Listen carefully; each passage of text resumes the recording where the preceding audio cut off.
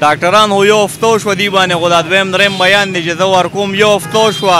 دی لګیا دي ماسې فضول لګیا دي مظاهرې کوي غریبانان مریضان تنګۍ لګیا دي خو دې باره کې صوبایي ګورنمنټ چې کوم دی فول ایکشن اخیستی دی او بل ډي پي او صاحب ته هم همدې کې چټۍ شوې ده نو ډي پي او صاحب ته هم زه خواست کوم چې دا ډاکټران راځي او روډونه بندوي او دلته خلکو ته تکلیف ورکوي نو مهرباني وکړه ته هم د دې خلاف ایکشن واله او دا کم ډاکټران چې کم دي اړتالیان دا پکې یو څو جیل کې واچوه نه انشاءالله چې دوی به دې نه پس نه روځي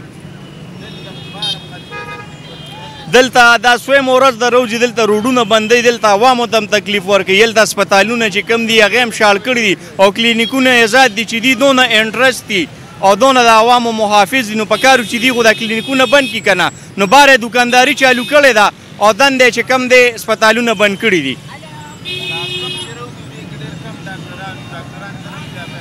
دې کې چې کم پیرامیډکس والے دي هغه ما دي ته ویلیم دي چې کم د یونین دی دا یونین دی نه ختمول غواړي دا ټول د یو ځای بل ځای نه راځي دوی نه دلته ډیوټي کړې ده نه په بي ایچ اوګانو کې ډیوټي کړې ده ټول عمر د دوی همدغه کار دی هړتالونه کوي او سټرایکونه کوي او بس تنخواګانې اخلي نو زه چې کوم زموږ وزیر صاحب دی هغه ته وایم چې لومبۍ هسپتال نه ته دا یونین ختم که نیله به د هسپتالونه سیټ کېږي غوره د 400 د شوګر میل او د پیپر میل مثال به وي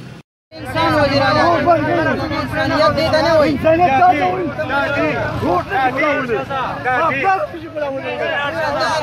دا مشران وایي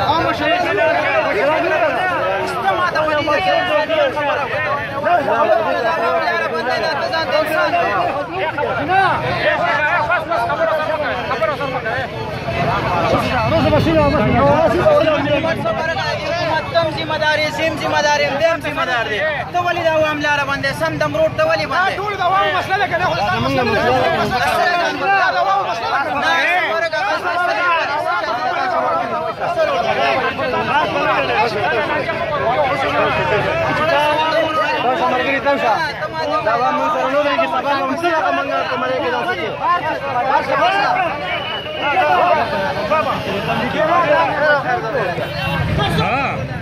زالك هذا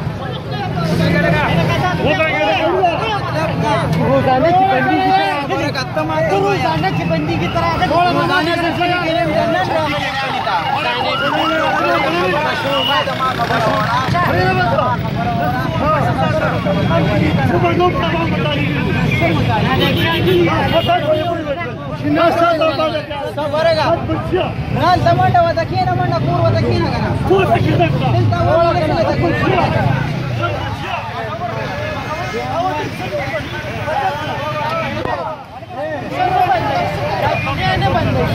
رہا